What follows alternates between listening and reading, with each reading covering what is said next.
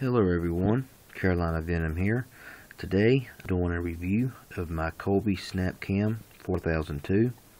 This is going to be a spoken review only. I will have a separate video where I do a video test of this camera.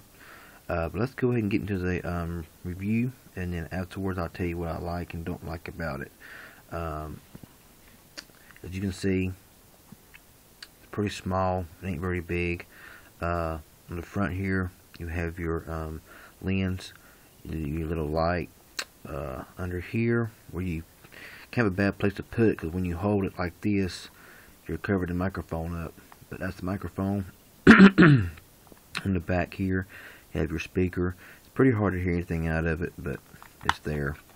On the back you have 3 AAA batteries. I don't like 3 AAAs. I prefer 4 AAAs, because they're easier to recharge if you have rechargeable batteries, because you can't charge 3 AAA batteries. Okay, let's get the back on here. Trying to do all this one-handed. On the bottom you have your SD card slot. You have your tripod mount. On the back here you got all your buttons. You have your camera button, your camcorder button. You have your zoom up and down. Left changes your resolution on your camera, and right turn on your light. Your play button here and your delete button. And under here you have your AV out and your USB. Let's go ahead and pop the screen out here. You got a 2.4 inch screen.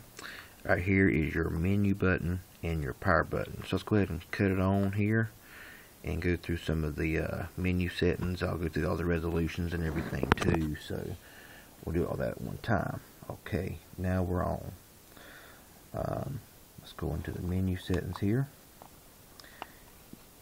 You have your camera resolution, which you have 1 and 3 megapixels. Your movie size is 640 by 480 or 320 by 240. Your frame rate is between 15 and 30, your choice. Your quality, super fine, fine and normal. Your meter,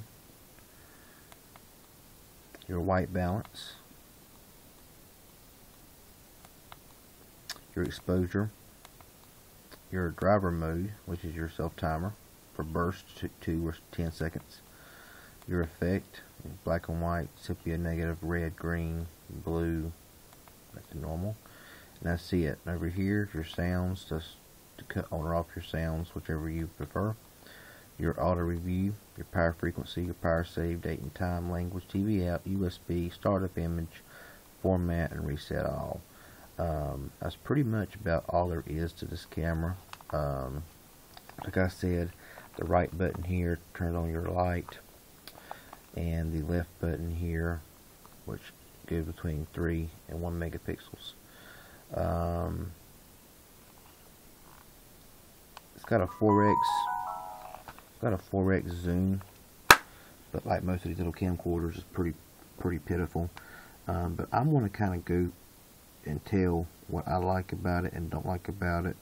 There's not much good that I can say about this camera. I was hoping it would be better than it was, but it's just not. I like the way it feels in your hand. I like the screen size. I like the way you hold it, and it's really nice. It's easy to keep it still, hold it still, and everything. It's really not that bad of a camera physically wise. But as far as the quality on the pictures and videos, in my opinion, it's just not very good. Picture quality, I've held it as still as I can, and pictures still come out kind of bad, kind of grainy, kind of blurry. If you barely move it any at all, it's going to blur. Video quality, I recorded, in 480 at 30 frames, and as long as you got pretty good lighting, I guess it's not too awful bad. I mean, I've seen worse. This ain't a camera that you're going to want to sit there and record with all the time, because it's just not got the quality that you would like. It's hard for me to say I recommend this camera, because, I mean, unless you can get it for like $10, something like that, it's really not worth the money, in my opinion. I've played the video back on a big screen monitor, and it just, I'll let you make your own mind up on that. I'm not going to say whether it's good or bad. It ain't the greatest in the world, but I have seen worse. So if you want a small camcorder just to play around with, this camera might be okay for you. but I've seen them go for $40, $50, you know, and you know, while there is other camcorders like this out there that are pocket camcorders like this that are cheaper but better quality. Like I said, picture quality is not very good. Video quality, I've not recorded in 320 by 240, but I expect it's going to be pretty bad if 480 is no better than what it is.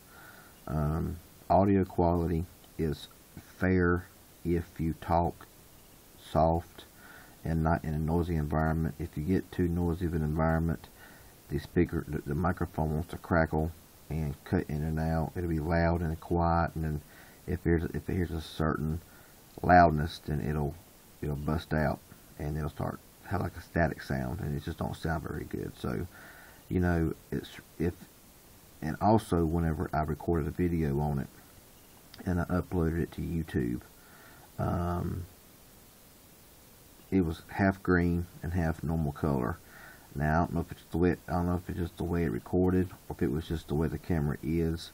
When I play it back on the computer screen, it's fine.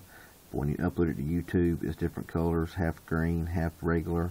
So it could be an issue too. I mean, it may be just a one-time thing, but I got a feeling it's going to be an all-time thing. But we'll see when I upload the video test of this camera. So this is all my opinion. I really don't recommend this camera unless you want something cheap just to knock around, throw in your pocket, throw in the car, whatever.